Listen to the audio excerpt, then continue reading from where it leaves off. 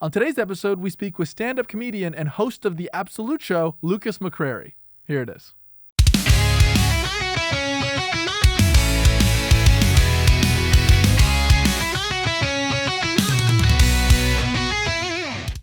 Lukas, man, thank you for coming. Thank you for having me. This place is great. Yeah, it's a sweet studio. You look incredible, too. The beard is coming in great. Thank you. Yeah, now that I have, the baby, I feel like you had to go dad mode. Yeah, you're full dad. I'm full dad mode. I'm wearing nothing but Crocs around for the most part. Uh-huh. A lot of mismatched t-shirts and shorts. It's good. Yeah, it's such a, I wish I could have a picture of you whenever I first met you. Dude, I looked like Billy Idol before, you know? It's like, I feel like I've rocked so many different looks. You really have, because you have a thick hairline and you can grow a thick beard, so you really have the whole world. I got to tell you, my wife doesn't like the beard. I don't think I'm getting rid of it, though. It's just fun. Wow. I like it, you know? Yeah, I think you gotta. Yeah, you gotta keep it. Have you ever tried growing a beard? Yeah. Yeah, I've tried. I've tried my entire life. Yeah, I know that you can't go. Yeah, during COVID, I went the longest. I went like 6 months without shaving, and I had this pretty bad goatee. Okay, you had to shave a goatee off? I had I grew it out for like 6 months during COVID, so I had a really horrible goatee. And I get like 4 hairs on each side. Okay, right here. Is it a thick stash though? I wouldn't say thick. Okay, I would say it's there. There you go. I had a mustache about a year ago, and I dyed it. I used eyebrow dye. What color? It was like a blonde. I didn't go crazy to go like. You didn't go like Tom Selleck, just thick black mustache. No, I was modest about it. Yeah. People couldn't tell that it was dyed, but if you saw before and after, you would definitely be able to tell. Now, do you remember like the first time you started growing facial hair? I remember first time I started growing pubes in like high school. In high school? Yeah, I was late. Okay. I was a very late bloomer. I didn't start growing facial hair till college, and I was super excited about it. So I took a photo of myself and I sent it to my mom. I was like, "This, look, it's there." Yeah. But what I didn't realize is I had a hickey from like a couple days earlier. So it just seemed like I sent my mom a hickey, and she was like, "What the fuck is this, you weirdo?" That's awesome. Yeah, but what are you gonna do? So Lukas, the reason I brought you on is because you are a workhorse in town. Specifically, I would say one of the top workers in town. Just you're always doing stuff. You're always running around. The Absolute Show is a fucking huge thing to do in general, like, and especially with how much effort you guys put into it. Where'd you come up with the idea for it? So I feel like with all of Absolute Show, I've been so lucky to be surrounded by very creative, hardworking people. I wish I could take all of the credit for it. I wish I could say this is 100% my idea. I put in all of the work. This is all mine. But really, I feel like I can claim like 10% of it, because I feel like the rest of it, there's like so many people, like Ike and Colton are the creative minds behind. Each week we do a different theme, and they're coming up with the different themes, and like we all work together to get like the punches and stuff. But sure, but where did you even? Was it like, oh, I want to start a podcast, or I want to start like the Tonight Show? I was actually approached by Paul Cyphers to do this. Do you know the lore? He approached me, and was like, I want to do some show with you, some kind of talk show with you. So then we kind of came up with the idea together. Absolute Show. The name actually came from in college. I did this like art performance thing because I was an art minor, so I could get some art ho and can we say pussy on this? You could definitely say pussy. Okay, some art ho pussy. And so I did this performance art piece where we all it was me and like 6 other Knoxville comedians. We all wore black t-shirts, white foundation, red blush, kind of looking like Pee Wee Herman. Okay. With like hair slicked to the side. And you walk into the room, and you're on the stage. There's the spotlight on you. This is like from the audience perspective. Sure. And in the crowd, there was the 6 comedians, all doing their set all at the same time. Stand up? Stand up, yeah. Okay. So it was kind of like weird, and it was weird. I don't know if it was necessarily good or entertaining, but it was. So it was a performance art piece. It was a performance art piece, yeah. So it doesn't really have to be good. It just has to be something going on. Also, I brought McDonald's, so the whole place smelled like McDonald's, which wasn't part of it. But my art professor was like, I love that it smelled like McDonald's. That added to the ambiance and whatever. That was intentional, by the way. That was intentional, yeah. So that piece was called Absolute Show. Yeah. So then I was like, well, let's name this thing Absolute Show, because I just feel like it kind of feels like a Japanese game show name or something. Like it's the Absolute Show. It's everything. It does have a ring to it for sure. It rolls off the tongue. Thank you. Yeah. I think the best part of the show is the name, and then the rest will follow. There you go. Now, but you said that it has so many different people working on it, which it does. But everyone seems to be they all have the same goal, at least. Like there's a very clear direction for the show, and I feel like that's got to be you. I think I have a loose idea of what the show is, and then every time it yeah, I would love to take credit for the whole thing. So I'll say it, and you don't have to take credit. But let me change a little bit. How would you describe the show to people that haven't seen it? What I would say is, for people that haven't seen it, I would say it's like long form Eric Andre show. Like craziness, zaniness. We have a lot of comedians on and a lot of non-comedians on, and I feel like the Eric Andre show is more like punking them, which we don't really want to punk them. We don't want to, get them messy or make them look bad. But we do put them on their back foot because it is a lot of shit happening all at once that kind of doesn't involve them.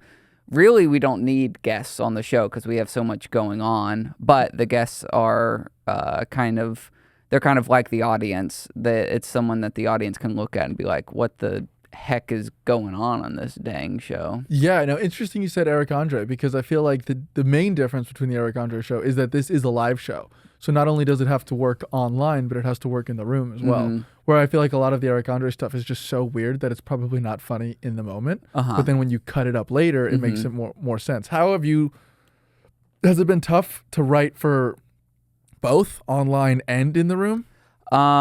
Is it a different muscle? Is it the same muscle? What do you think? Yeah, I think like cringiness and things that don't work online, like things that don't work live, like really awkward things, people that are really uncomfortable moments work really good online. Yeah. But are detrimental for the live show. Yeah, because I guess it's building all that tension. And you feel it at home, and that's what makes it good. But when it doesn't break immediately in the room, you're like, fuck. Yeah. And then you lose people. They start looking away or whatever. Yeah. Or if someone gets mad or something, then that works really good online because people love conflict. Yeah. But that doesn't work for in the room. It just makes everyone uncomfortable. So when you're writing or when you have these bits, do you know going in okay, this is not going to work in the room, but it'll be funny later? Right now we've had a lot of back and forth on whether to prioritize the live version versus the online version, since different things work for each one. And when we've tried to prioritize the online version, it bombs. Online? No, it bombs live. Oh, okay. And then the whole show, because premises bomb. Okay. So then the whole show is bad. So what we're doing right now is we are prioritizing the live version, and then we're not posting the episodes right now. We're banking them, and then we're gonna release them once we get enough banked and ready to put out. I mean, the level of turnaround was fucking crazy. Yeah, it was crazy, and it wasn't like you were editing. I edited for a few episodes. Yeah, and you were like, it's too much. It's too much. And also, that's when we were doing the type of editing where we were cutting a lot of it, like going from like 90 minutes to 30 minutes. Yeah, which is huge. Yeah, and it's... Because you're cutting a lot of funny stuff as well, which is the harder part. Yeah. And it just doesn't... that kind of turnaround really only works for if you have like a huge team of like if you're like on a network or something. And you're basically doing the same work that Saturday Night Live was doing. Yeah, that's what everyone says, that we're like basically the Saturday Night Live of Austin, and as influential to the culture. Yeah, too. exactly. Does that make you Lorne Michaels, or does that make you... I'm Jim Belushi. John Belushi. Oh, that one. Okay, well, unfortunately. Hopefully you have a better ending. But so where do you want to see the Absolute Show going? I would love... Do you feel like the Absolute Show is your like Kill Tony, where you're like, I'm just going to build this into something? Or you're like, I'm having fun doing it right now. Who knows what happens later? Yeah, so I think like I was putting a lot of like, Absolute Show has to work. If it doesn't work, then I have nothing. Which is just like a bad mental state to have in a project, because then it like takes all the fun out of it. Yeah. So right now I'm in the boat of let's make this the most fun possible. And that always, with comedy, if you're having fun, that always translates to the product being better. Yeah. So I am putting less pressure on everything to be perfect, and also for like the numbers of views to look however and go up. Or I'm not looking at that at all right now. Right now it's just the live show, and we've been having so much more fun. And the shows have been so much better. That's awesome. And so just focusing on the live show, are there things that you want to be able to do during the Absolute Show that like maybe when it gets bigger you will be able to do? Or I'd love there's like nothing off limits now? I'd love like a slime cannon or something like that. Cool. I'd love just big budget things, a hot tub or something like that. Big props, big costumes, bigger guests. It's very theatrical. How do you like acting? I did theater all growing up. Yeah. So I've been around theater kids, and I know my way around a theater stage. I didn't like that kind of acting. Oh, is it? There you go. Okay, nice. I grew to not like theater acting. Too big? No, it's just not enough me. Okay. Because you're like part of an ensemble and you're doing the same thing over and over again. But this I feel like is a good mix for me, because I get a lot of attention on me, and it's different every single time. Yeah. So you like improv?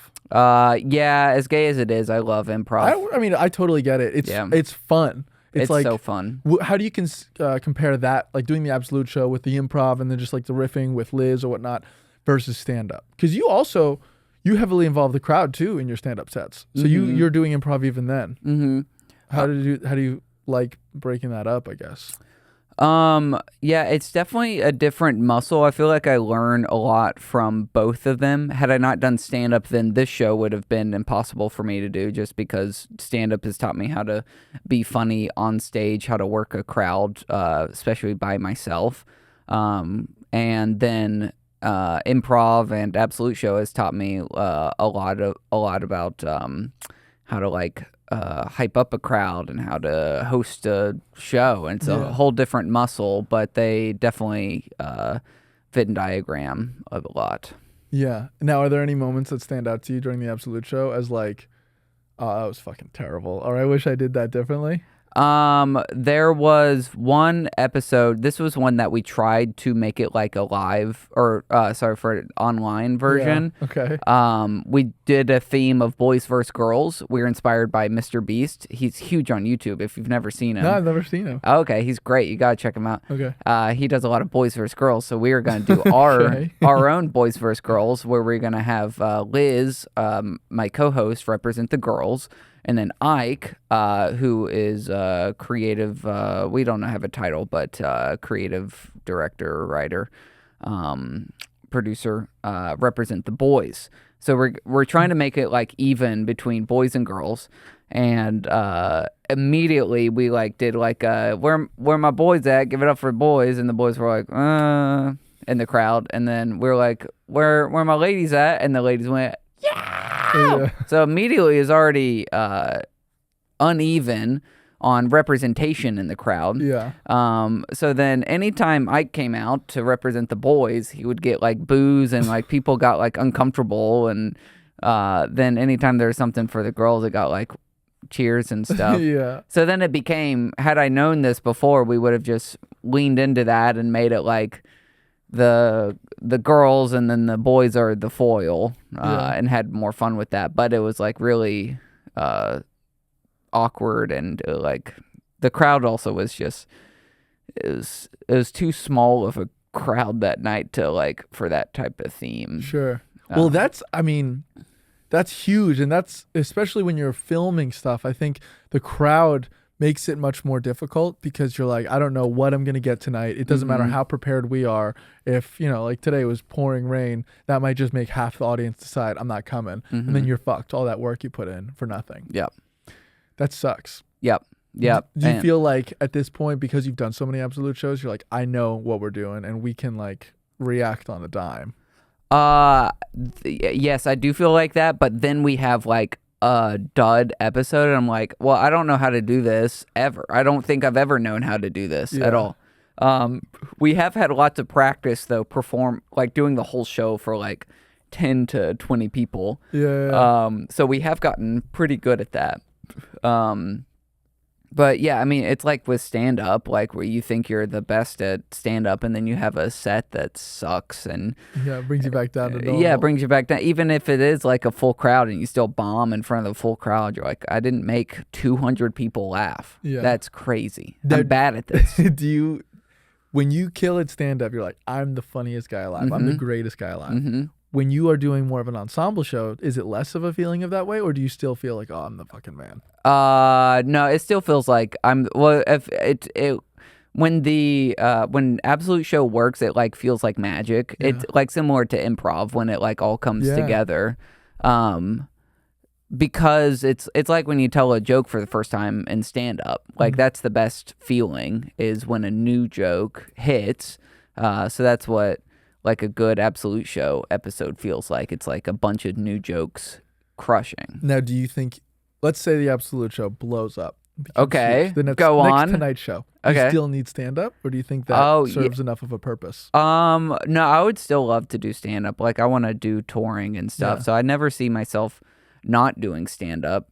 Well, I guess I'm thinking like a Jay Leno type situation, right? Like you don't really need to do stand-up every night if you have the show every night. Yeah, I guess it depends on how much time it was taking up, but I think I would always prioritize being able to do stand-up.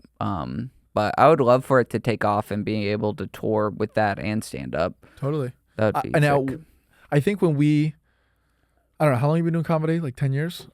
7 years. 7 years? So I feel like when we started comedy, because I'm like 10 years in, it was people were getting big on the first podcast wave. And then I feel like that kind of came. And now like with the big podcasters are kind of like cemented and like a lot of the internet guys like just making Instagram videos are kind of getting popular now. Where do you see Austin in like the ecosystem of comedy and like comedy content and just creating things in that way? Because it took a while for people to start even making content here. Yeah. You've always been on it though. You've always been like posting stand-up clips and the main course clips and things. Yeah. Well, I've had a whole journey with it because I had like 2 years ago I had like some videos that did well and then like I got a lot of my followers and then I started like not posting or posting like not like good quality stuff and then my followers just like stayed exactly where they were, like no growth and no interactions at all. So it's only been the last few months when I've like upped the quality and quantity of posting that like I've had more and engagement. I mean, it's so it feels so gay to talk about like engagement and that, but I mean, it is important for part sure. of it. It is part of it. And there's a lot of comics I feel like that are like, oh, I'm too cool to even have a podcast. What am I going to be, another guy with a podcast? Like, kind of. Yeah, I feel like once you hit a certain level, you kind of have to have a podcast. Everyone has a podcast. And why would you not? Why would you put yourself at a disservice by? Yeah, you either have a podcast or you're on a TV show. Yeah, but who's on a TV show? I know. No one. No one that buys TV shows. Sabrina Wu. What's her name? I have no idea. Couldn't even tell you. Could you be on a sitcom? Would you want to be an actor on a sitcom? That'd be fun. Yeah, having I think like a recurring role, not the main character, but just like funny friend. The funny friend that's like in every other episode or something. Like even less than Kramer. Oh, less than Kramer. You want to be like Rickety Cricket. Yeah, Rickety Cricket would be perfect. Actually, okay. That would be great. So you see yourself as the wacky one. You wouldn't want to be like a leading man. I would want because leading man, there's too much pressure. You think so? Yeah. Is Shane Gillis the leading man of Tires? He is. He's in it. Yeah, I think they the first season they had that other guy as the main character, but this season they're really marketing him as the main guy in it. Yeah. And well, because this is the thing, right? I feel like a lot of people back in the day they would make the comedian the main guy. But then he's the straight man. He can't be the funny one. Mm-hmm. Like Jerry wasn't the funny one in Seinfeld. Yeah. It was, George or Kramer or even Elaine was funnier than Jerry. Mm-hmm. And I don't know. I feel like shows like that are kind of dead, though. I don't see them really coming back. Yeah. But people didn't think, being a Republican would come back. But that's it's back in a huge way.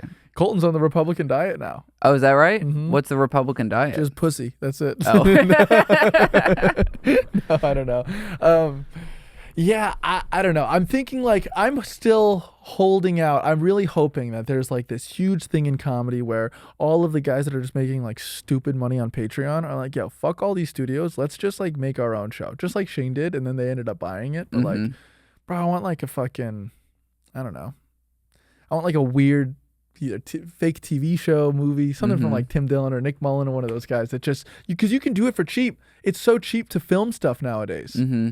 I don't know. Yeah. I want to do a Malcolm in the Middle type show. That'd be fun. They're bringing Malcolm back. I heard. I'm really worried about it. You're worried. Were you a big Malcolm head? I love Malcolm in the Middle. Who's your favorite? Dewey. He's not coming back. I know. He's in Harvard. He's in Harvard. That's why he's not coming back. He's getting his PhD from Harvard or his really? master's in Harvard. And what? I want to say he wants to be a doctor. Whoa. That's so cool. So Dewey. So classic. Dewey. Actually, it's more Malcolm. Yeah, it's more Malcolm, yeah. But, yeah, I don't know. I think that hopefully in Austin, I see a lot of things changing around. Unfortunately, isn't Ike moving? Yeah, he's moving to New York. He's gonna stay on as for writing and stuff. Okay. So we're still gonna have calls in with him. But Ike's, he's a great one. That dude is fucking crazy. The way he commits to roles too. He commits 100%, and he always has insane, really fun ideas for the show. He should be a writer for a show because that's just how his brain works. He's so great at that. I remember Ike told me that he had an old job where he would respond to girls or respond to the people messaging girls on OnlyFans. And it's bro, you got to be creative as fuck to have that job. I produced the gay podcast. I couldn't even do that job. But I don't know. Is that what y'all call it? Because that's what we call it. I didn't know y'all called it that. The gay podcast? Mm-hmm. Yeah, that's what we call it. Well, that's what I call it.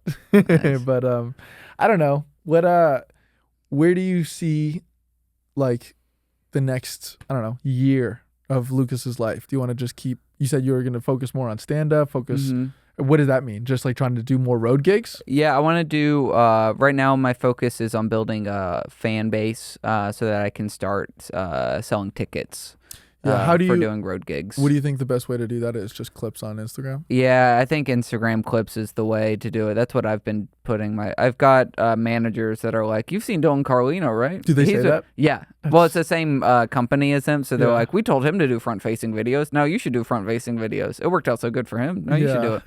But I don't know if that's going to be I'm trying it right now. We'll see. Well, it's hard because, I don't know about how you feel. I tried doing a bunch of different types of genres, and I'm this doesn't feel right. This feels so false. I saw weird. your the one with the Island Boys. Oh, the cameos? Yeah, the cameos are fun because it's I put such little effort into it, and I just wake up and I come up with a funny prompt and I send it off to some C-list celebrity. Mm-hmm. But Bro, I've done so much cringy shit online. There was a part where I was like, yo, I'm going to start doing like Instagram videos about how to produce a podcast. And I'm like, this is fucking ridiculous. Yeah. And it's like, I like having these conversations because this is the stuff that I'm actually interested in. Yep. As much as I love comedy, I do love the behind the scenes stuff. So I love, how people get their ideas and like realizing, oh, this idea sucks. This idea is good. Let's flesh this one out more. Yeah. How do you guys do your writing sessions for Absolute Show? So me, Ike, and Colton, we meet at Buzzmill, and Ike and Colton, they both have a bunch of different ideas for themes, and then we pick one, and then we just kind of talk out loud about different things that could happen throughout that episode. So. And then we get a kind of a loose idea of it down, and then Ike goes and like writes out the outline of everything to make things more concrete. And then rehearsal, we do like the 3 hours before show where we walk through everything and change some things if needed. Yeah. How did you find Ike and Colton? Like, I think one of my biggest problems has always been finding people in the comedy world that are like so dedicated. And Absolute Show specifically, you can't be like half in. You need to be fully in. They were scouted by Paul. Okay. So Paul scouted them.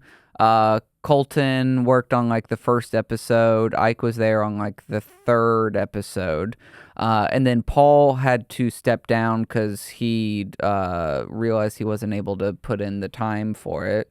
So then Ike and Colton stepped up and became the guys. Yeah. Yeah. And then, that's when we were at Black Rabbit still. And now it's at Creek. You like it better at Creek? Yeah, I love it at Creek. It's a bigger show than Black Rabbit. Yeah, it's a bigger show. They cover the filming, which is a huge plus. The stage itself is bigger. It just feels more professional there. It just fits the vibe of the show so much better. And we're down to part of the burnout that was happening was we were trying to do every week, which is just too much and insane for what the show is. So we are now doing 2 times a month, which is still a lot of fucking work. It's still a lot, but it's much more manageable. Yeah. We're just having a lot more fun with it because it doesn't feel like a drag now. Do you think if you took the show on the road, would you do a different show every time? Yeah, I've thought about this because like the other side of it, because there's like the Kill Tony, which is different every time. Then the other side is Stamp Town, which they don't like film anything except for like Instagram clips. They don't like film full episodes and put them out, as far as I know. I don't think so they do like a lot of the same stuff. Like it's pretty. But it's also different because it's like different segments depending on who's there. I mean, it's a variety show. It's like a variety show, yeah. So you can see the same thing or different, but it doesn't necessarily need to be different. I think if we took it on the road, like if we had, probably, I would love to like hone in on one of the ideas and really work out all the beats. Yeah, that would be really fun because there have been some. Like banger episodes where I would just love to do that again and try to perfect it like stand up. Yeah, one of my favorite parts is like the little jokes that you get when you watch all of the episodes or like the reoccurring characters. Like Gash. Gash is fun. I also love killing Greg in almost every episode. Oh yeah. Yeah, it's actually been a minute since we killed Greg. We need to do that again. Yeah. Do you find yourself like super attracted to shows like that? Like, were you a big Tonight Show head? Did you love, Kimmel, Fallon, guys like that? Or are you more Eric Andre weirdo? More Eric Andre weirdo. Yeah, I think also I just grew up watching like a bunch of sitcoms and stuff. Okay.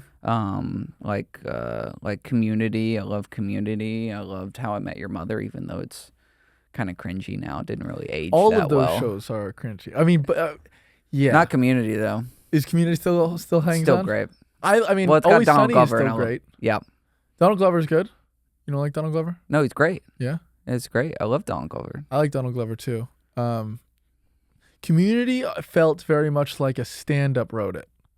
Does that make sense? Stand-up rodent? Wrote it. Like wrote The stand-up show. wrote it. Yeah, okay. Like there's certain shows like whenever I watch any of the Lonely Island stuff, just like the level of like joke. I'm like, that's a stand-up that did that. You know? Yeah. Same with 30 Rock. 30 Rock is a perfect example. Or Veep. I've never actually seen Veep. It's so good. Is it? Yeah, it's also just joke. But I thought that was like there's improv in that one too. No. Maybe. It feels very written. All of it. Yeah. Okay, maybe there is Curb though. I might be Enthusiasm wrong. then. Yeah, Curb has a lot of improv in it. Yeah. But yeah, I'm not sure about Veep if it has improv or not. It could. Yeah. I don't know. Okay, I'm gonna segue a little bit. You have been in Austin since what, 2021? Yeah. Tell me, what is your opinion of how the scene has like formed and where you think it's headed? I've seen it for the last 4 years, and when I got here, there's a bunch of comedians like me that were 3 to 5 years in at most, all that came here because they heard of a thing happening,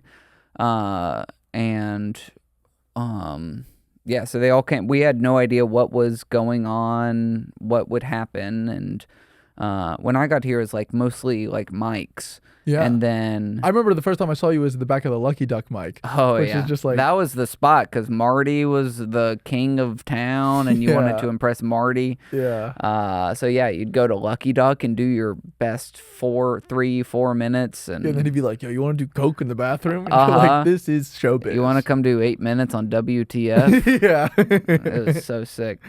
So yeah, it's very cool. It's like still like feels like a baby scene. You're talking about like more recently I've been seeing more like content from the comedians here in town. I agree. I feel like we're like now getting on that page. Like there's so many good sketches like from like Jolly and Jake Ricca. They're doing the DeAndre sketches and Jimmy is part of that too, Jimmy Moynihan. And Anthony Papali, Josh Francis, and Spencer. Josh, yeah. It's like people are really starting to make shit, and I think it's helping for like the casual comedy fan. A lot more of these Austin comics are now kind of getting on the map that way. Dylan, I think, is a great example. Yep. Colton. Yep, absolutely. I think for Austin to kind of survive as a scene, we need that, and we need people to know that it's not just Rogan and Kill Tony. Unfortunately, that is what when comics specifically think of Austin, they think of Rogan and Kill Tony, and that it's the Republican Hollywood. Which is strange because it's like, yeah, that's here, but like it's not by any means the only thing you get. Yeah, it's. I don't think fucking the Absolute Show could be further from Kill Tony. Right. Yeah. But unfortunately, it is the biggest thing here, so it kind of overshadows the whole thing. Yeah. Which is bad, I think. Do you think so? Do you think you want more people here or less people? I want more people here. I wish there was comedians or audience. We have enough comedians. I want. That's what I mean. Why do you want more of them? I want more. Well, always more audience. You always want more audience. But I think that this place does attract a certain type of comedian. I like, fight back when other comics that don't know the scene, they're like, oh, it's just the place where you can go and say all the words and stuff like that. I'm like, no, there's actually like a bunch of like really creative people here, very like alty comedians here that are doing very well, but there are other people that are like, oh, it's the place where you can go and say all the words, let's go move there, and then it does bring those people here. Yeah, but isn't it good that we allow a place that like, sure, we don't want everyone saying all the words just for the sake of saying the words, but I would rather have a place with the people that are trying to say the words just for the sake of the words than a place that no one can do anything. You know what I mean? Does that make sense? Am I talking out of my ass? I mean, like, Ike is a fucking weirdo. And if we didn't have a place where other people can say the words, then Ike couldn't do the things Ike does. Ike does what? You don't think Ike could do what Ike does? I think Ike is great, but it's so, for example, Ike went on a podcast with JT where he dressed up as a white slave and started kissing the boot of a black Israelite. If you're in a scene that is more touchy-feely, you don't get Ike kissing the boot of a black Israelite. You don't. Am I wrong? He had shackles and he called himself Toby. I mean, yeah, you might be right on that one. Yeah. But so I'm not, people there are comics even in Austin that are like, all these fucking Kill Tony guys are ruining Austin. I want to leave. And it's like, okay, but you don't have to listen to their set. You can just walk outside. Or I mean, most people I feel like don't listen to each other's sets. But I don't know. Yeah, I hate listening. Do you? Yeah. Well, I think I'm like someone, I definitely am influenced by the comedy that I watch. So I really try not to watch a lot of stand-up because I will start mimicking it. And I have to be very careful of that. My top is Norm Macdonald. Great. I love him. I have to be careful because some of my jokes, I sometimes do his cadence. I have to be careful of that. Oh, okay. One that he's very, I always end up doing like something and I'm like, stop that, is Rocket, Casey Rocket. I always do. Casey? Yeah, I do I'll do like a weird noise that sounds like him, and I'm like, what? That's just a Casey noise. Why'd you do that? That's crazy. You know? I have never once watched you perform this Casey Rocket over here. That's good. So I'm like definitely more conscious of it. I think like I get very worried about subconsciously like stealing material or cadences from other people, that sometimes it's like detrimental to the creative process. But that is my biggest worry of mine, that I have like, oh, I got a new type 5, and then someone else is like, what? That's like this other guy's joke. Yeah, but it's good that you feel that way, because there's a lot of comics that don't. There's like, I had a comic, I did a joke about Helen Keller. He goes, hey, I have a joke about Helen Keller. And I was like, okay. Is it the same joke? He goes, no, not really, but like, I already got that covered. Yeah. You're fucking cooked. That's so funny. You know? Yeah. I already covered the difference between boys and girls. Yeah, jerking off. Did you not hear my joke about that? I put it to rest. Thank you. Yeah. Okay, so here's another question. And this is one that I've been curious about for years. A lot of comics, I would say, in town are like, I love comedy, that's it. I'm a comic, I only care about stand-up, fuck everything else. Mm-hmm. I think I can tell you have a lot of art boy in you. Uh-huh. There's more than just stand-up that you love. Like, I imagine you find yourself thinking about art projects, like whatever, the performance art, whatnot. How do you feel about that side of yourself? Do you push against it? Do you get embarrassed by it? Because I get embarrassed by it, like, personally. I think there's, I think I get embarrassed about it when it comes to like analyzing art and stuff. I think that's when it could become cringy, when you're like thinking or like talking with another friend about a arty movie or something. That's when it becomes kind of cringy to enjoy something. You still want to do it. You still want to do it, yeah. So you just have to make sure you do it with the right person. But so that isn't there a part of you that's like, I want to talk about this on stage. This is a part of my life. I want to discuss it. The arty side of me? The arty side of you. I guess I don't really know what that would look like to talk about the arty side of me. You don't get weird fucking ideas that you're like, I don't know how the fuck I'd even bring this up in stand-up. Oh, sure. Well, yeah, I feel like that's a different thing. Like, yeah, like just like I had some idea about where I just wanted to talk about, like, I thought like the idea of hugs is funny, but I had no idea what to do with that or anything. So I guess I don't mean just like silly wild ideas. I mean like specifically I'll have an idea where, oh bro, I want to work on like cinematography. Mm-hmm. And so I want to just like start doing more videos, and like let's say I wanted to post, or like let's say I watched and I love writing movie reviews, so I write movie reviews to myself all the time, and I'm like, yo, post it, because there's a big part of me that wants to post it, but then I'm like, that's the stupidest it's so cringy that I like beat down on myself for it. Or I find myself shitting on other people for the thing that I can see in myself.